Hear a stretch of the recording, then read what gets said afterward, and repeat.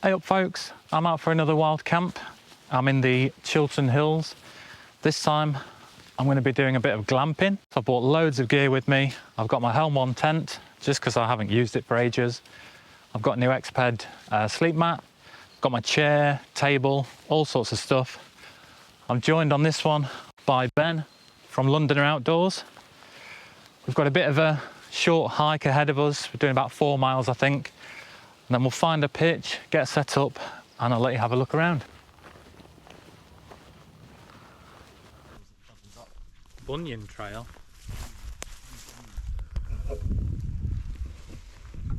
Sounds a bit wrong, doesn't it? Bunyan Trail.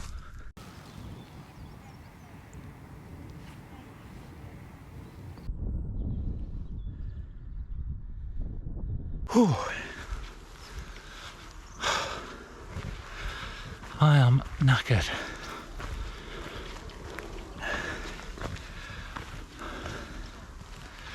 So we've just come to the top of Deacon Hill and I've just proven to myself how unfit I am.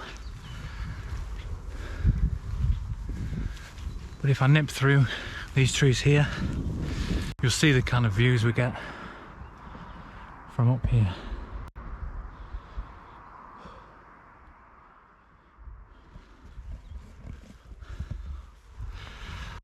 Almost worth the climb up.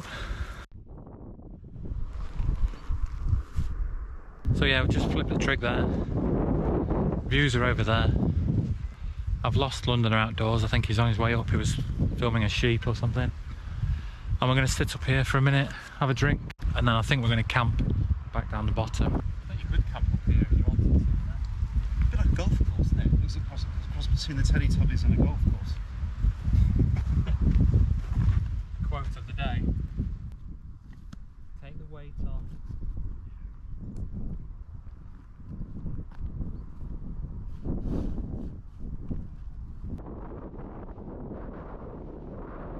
So we've just found a spot here in the woods, tucked away from all the paths and everything else. I'm just going to get out for a bit, my first glamping product. So this is a chair that I did a video on a while ago, and it just comes as a single pole that's connected with a load of elastic, and then the chair canvas or material bit that sits over the top. So it's a bit too early to get set up with everything. I think we're just going to crack the chairs out, crack a beer open and enjoy the environment for a bit.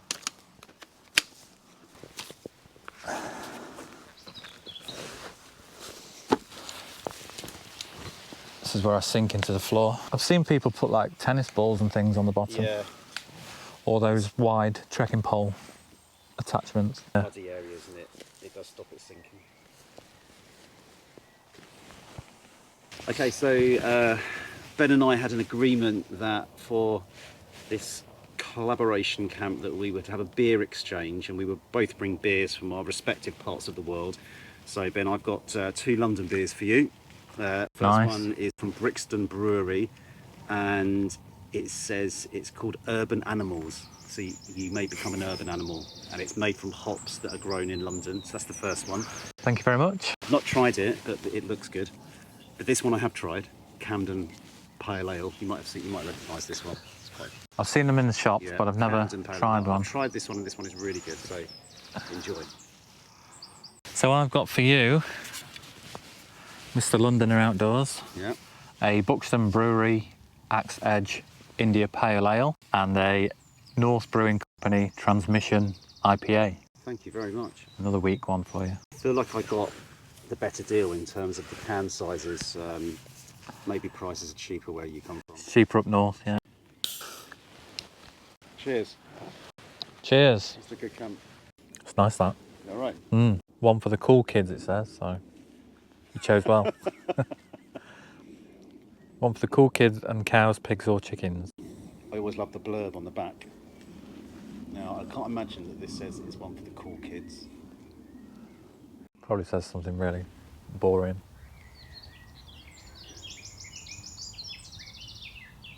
Right, I think that's me all set up, so it's time for the obligatory tent tour. Ben's just putting the finishing touches to his Helm I over there, and I'm pitched over this side. So let me give you a little tour. I'm obviously in the Helm I compact tent, which you may or may not have seen before. I've not used it for a while. The sleep system, I've got my ice flame quilt, and I'm using for the first time my Exped Ultra sleep mat. I've got the Trekology inflatable pillow with my buff around it as well. On the Helm one, you get this sort of side door that goes to a little vestibule out there. There's 2 zips on it. One is for the solid cover, and then you get a mesh cover as well. So tonight I'm going to leave the solid one rolled down and get some ventilation through that mesh. My rucksack's stored through there as well. You can zip that open and get access into there. There's not a lot of room left to store stuff in here with this big sleep mat, but I've got space for my Anker power bank. This one's quite cool because it does wireless charging, so you just lay your phone on top of it and it charges. And then at the same time you get 2 USB chargers on it, so I can charge my phone and watch at the same time. I've got my Decathlon 4-class head torch for if I need it later. That's my hygiene kit and my cables. And then I've got this Okupa electric hand warmer thing that I'll try if it drops later. I don't think it will, but I bought it along anyway. And you can use that as a power bank as well to charge things up. Then in this vestibule area, I've got my APG stove that I had a first look at the other day, so I'll give that a go. And then that's my insulated food pouch. And again, you've probably seen this before, but I've got some healthy snacks and something to eat, pasta bolognese to have later. And then outside I've got a couple of bottles of water here, an Nalgene bottle with some hashtag merch on it. I've put a little cut off bit of sleep mat there in the vestibule area. And then in true glamping style, I've got my chair and novice wild camper table. So I'll use that to put my drinks and stuff on this evening, and then tonight I'll flip it the other way around and just use it to store a few bits in the vestibule. And then for later I've got my down jacket, a t-shirt in there and some merino trousers if I need them, and hat and gloves again. Probably won't need them tonight because it's quite mild. So we're just gonna finish setting up, chill out for a bit, enjoy those beers, and then we'll cook up some food later on. So just while I think about it, I was going to run through how I've packed up this APG stove, because I managed to fit quite a lot in with it. So the first thing I've done is pack it upside down, and I'll show you why in a minute. But the first thing is I've slotted on top my Sea to Summit X mug, so that just sits on top. And then in the bit where you have all of the fins to do the heat exchange, I've managed to fit in there a cloth and then a Ziploc bag with all of my tea stuff in it, so my tea bags, milk and sugar, and then got a rubbish bag in with it as well, my titanium spoon, and then the stove itself. So in here I wrapped the stove bit in another cloth, and then I put in the gas can stand tripod-y type thing. Then my gas canister's wrapped in another cloth as well, and that's in there. And at the bottom, just a little cut off of sponge just to wipe out any bits of water or anything I need to wipe out of there later.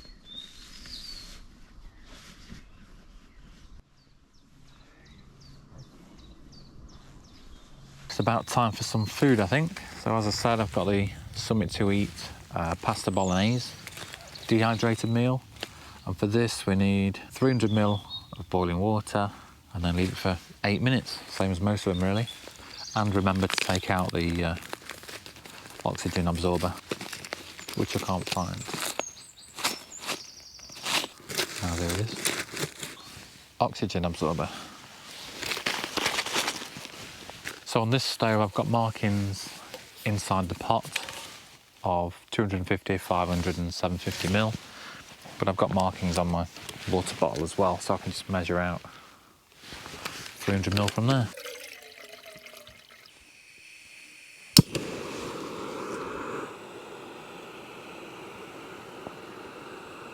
So that was only 300 ml, so it only took literally a couple of minutes. You have to give these a good stir as well and make sure you get all the way into the corners, because you don't want any dry bits when you come to eat it later on. What have you got? Chicken tikka? I don't know if you'll be able to see this on camera, but it does look quite nice. It smells nice as well. Probably could have done with a little bit more water in there, but I can't be bothered now. We'll just tuck in.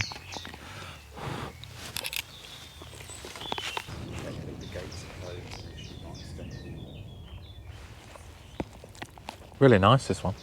It's alright, isn't it? Yeah, I've had that. It's probably on par with the Decathlon one, I'd say. Yeah. So that's us both finished with our dinners. Ben had a, what was it, chicken tikka? Chicken tikka with rice, yeah. Chicken tikka with rice. He said it was amazing, but he couldn't find any chicken in there. Bit. He found a bit in the end, Treasure hunt. So I've finished the first beer. I'm just finishing the Camden Pale Ale. Both really nice. So again, thanks to Mr. Londoner Outdoors. He's just finishing his beers as well. I'm just going to sign off because we're just going to sit and chill, enjoy the rest of the evening, and I'll catch you in the morning and let you know how I get on with all that kit. Catch you later.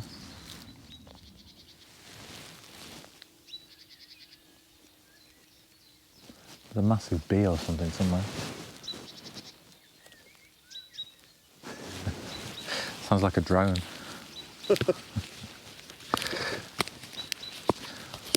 Morning, folks. So we're just slowly coming round and waking up. Packed a few things away, but we're going to sit and I'm going to have a cup of tea. I'm still going posh with my Clipper tea bag, everyday tea. We'll get that made up, sit and enjoy the morning for a little bit, and then we'll get packed up and head out of here. Just an update on that sleep mat and the tent and all the gear and everything else that I brought with me. I slept quite well last night. Woke up just a couple of times as I usually do, but the sleep mat, first time I've used it, seemed really good, really comfortable. Never moved off it really, and performed as I expected it to, or as I wanted it to. It was quite a mild night, especially in these Helm I tents. Ben and I were saying last night, we both really like this tent, but getting towards summer now, it's probably not suitable for that kind of hotter weather, because there's only a tiny little bit of mesh on the door on the inner, and we've both got quite a lot of condensation inside this morning. I think that's just because of the environment we're in and because of the temperatures as well. Everything else performed well. The quilt, as always, kept me warm. The Tricology pillow is okay. If you've seen my previous few videos, I've been trying out different pillows, but I've gone back to the Tricology one this time. I don't inflate it fully, probably 2/3 inflated with a buff around it, and that worked fine for me last night. So I've just had to lend my APG stove to Ben because, believe it or not, he's managed to break one of the mighty BRS stoves. So if you want to see what he did and how he managed to do that, you'll have to check out his video. I'll put a link in the description below. So all in, I'm at just under £600 for all the gear I bought along this time. But if you're looking for more budget-friendly gear, check out this video here where I tested out a full setup that cost less than £150.